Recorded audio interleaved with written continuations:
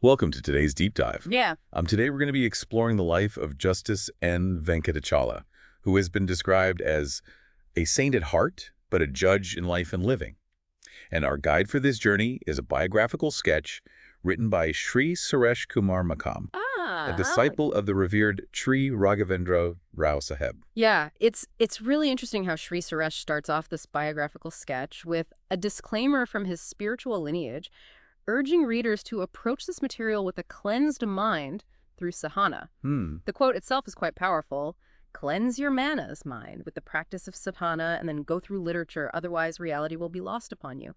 It suggests that understanding Justice Venkatachala requires not just reading about his life, but approaching it with a certain spiritual awareness. Yeah, it certainly sets a very unique tone for a biography, I would say, wouldn't you say? Absolutely. And as we delve into the narrative, we really start to see how his personal qualities were intertwined with his professional success. Right. Shri Suresh paints a picture of a man who is deeply rooted in his values, and you can see that quality evident from his early days. He was born in 1930 in a small village in Karnataka, Okay.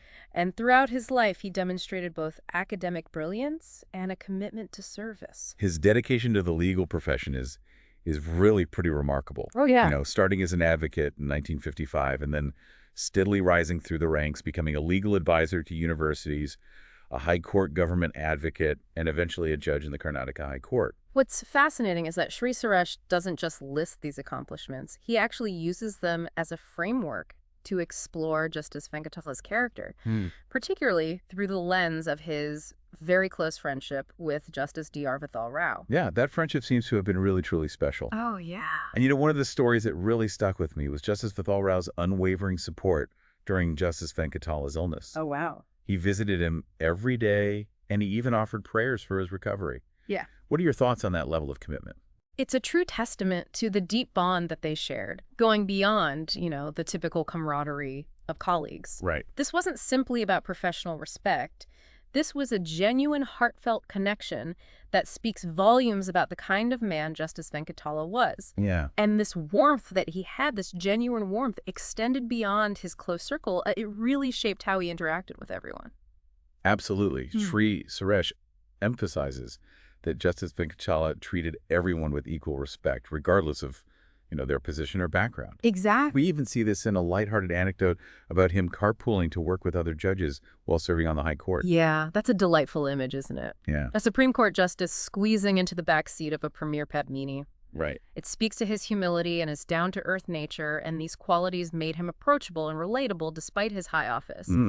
And this groundedness seems to have been central to his effectiveness as a judge. Shri Suresh recounts a simple yet profound exchange where Justice Venkatachala was asked about the purpose of law courts. Oh, interesting. And his response, "To hear." Wow. Such a concise statement. Yes. But it really does speak volumes about his understanding of the judicial system. Yeah. What do you make of that? Well, it reveals a fundamental belief in the power of listening. Of truly understanding the perspectives and needs of those seeking justice.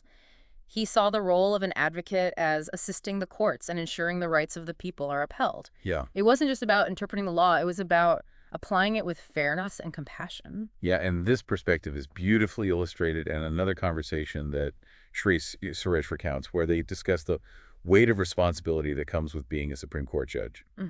That sounds like it could be a really pivotal moment in understanding his judicial philosophy. Oh, yeah. What was it about this conversation that stood out to you? Well, Justice Venkatachala used a very simple analogy, a comma versus a full stop. He explained that even seemingly minor decisions, like choosing one punctuation mark over another, could have massive repercussions for countless lives. Right. It highlights his acute awareness of the power that he wielded and the potential impact of his judgments. This wasn't just a job for him. It was a profound responsibility that he approached with immense care and thoughtfulness. Yeah, I could definitely see that. It's really coming through in these stories and these anecdotes that Shri Suresh is sharing. Oh, absolutely. He was a man who deeply cared about the impact of his decisions. Yes. And that's really inspiring. Yeah, it is. Yeah. It's a powerful reminder that even in positions of great authority, we can still approach our work with humility and a deep sense of responsibility for the lives that we touch. This awareness of the law's impact.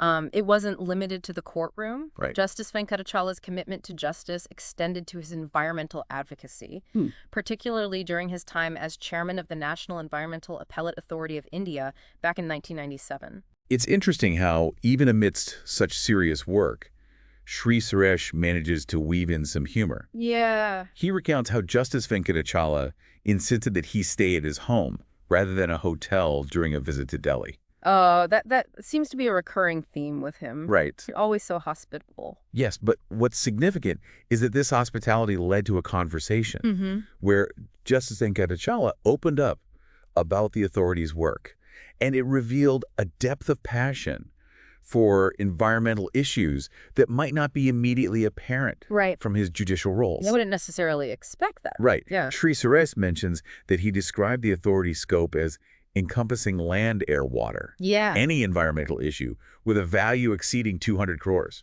Wow. That's a massive responsibility. That's huge. Did Shri Suresh provide any specific examples of Justice Venkatachala's work in this area? Yeah, he does. Okay. There's a particularly poignant anecdote about Justice Venkatachala's visit to the Paradeep ports.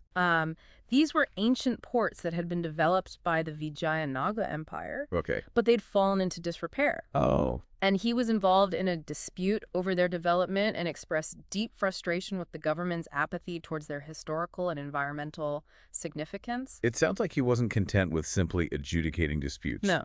He genuinely wanted to see India's environment protected and its heritage preserved. Absolutely. And that drive to serve it extended to his next significant role, Lokayukta of Karnataka.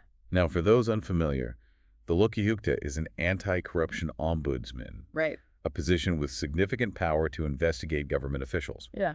What was Justice Venkatachala's approach to tackling corruption?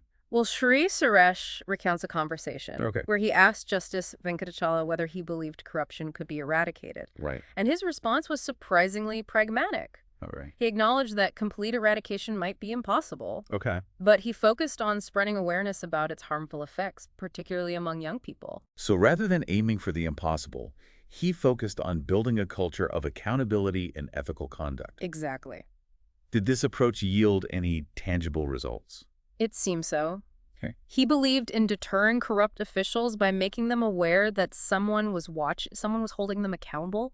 He conducted extensive tours throughout Karnataka, reaching even remote villages, demonstrating his commitment to fighting corruption at every level. Wow. So that suggests a real dedication to serving the people and upholding justice beyond the confines of the legal system. Absolutely. It seems that Justice Venkatachala saw his roles not just as positions of authority, Right. but as platforms to effect positive change. And Shri Suresh highlights this by describing him as a karma yogi, someone who acts selflessly for the benefit of others. Right. And this concept seems to be a recurring thread throughout the biography, linking his personal values with his professional achievements and even his approach to social issues. This resonates with the disclaimer at the beginning, doesn't it? It does. It's not just about understanding Justice Venkatachala's action, Right. but also the motivations and the spirit behind them. Exactly. It's about recognizing the depth of his commitment to service, his unwavering integrity, Right. and his genuine compassion for others. Yeah.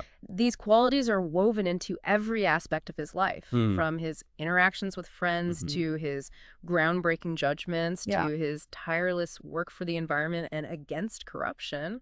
It's a remarkable portrait of a man who truly embodied the principles he championed. Absolutely. A very inspiring figure. Makes you wonder if figures like Justice Venkatachala, who embody this rare blend of integrity and compassion and selfless service, if they still exist in today's world. Yeah, that's a thought-provoking question and perhaps one of the most significant takeaways from Shri Suresh's account. You know, Justice Venkatachala's life serves as a powerful reminder that true leadership isn't about wielding power, but about serving others and upholding justice in every facet of life. It seems his story really challenges us to reflect on our own values and actions. How do we measure up against the example that he set?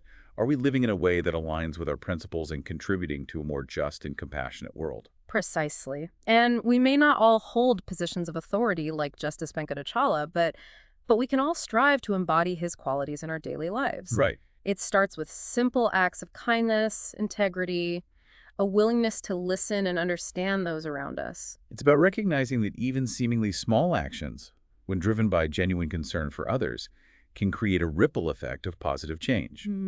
Perhaps that's the most enduring legacy of Justice Venkatachala, inspiring us to be better, more compassionate versions of ourselves. Well said. His story reminds us that true greatness lies not in titles or accolades, but in the positive impact we have on the world and the lives we touch along the way. Suresh's biography offers a glimpse into a life well lived, a life dedicated to serving others and upholding the highest ideals of justice. It's a story that deserves to be shared, pondered upon, and hopefully emulated. If our listeners are as inspired by Justice Venkatachala's story as we are, I encourage you to seek out Shri Suresh's biographical sketch. It's a journey of discovery that sheds light on a remarkable individual and offers valuable insights into the meaning of true leadership, service, and compassion. This concludes our deep dive into the life and legacy of Justice N. Venkatachala. Thank you for joining us. Thank you for having me.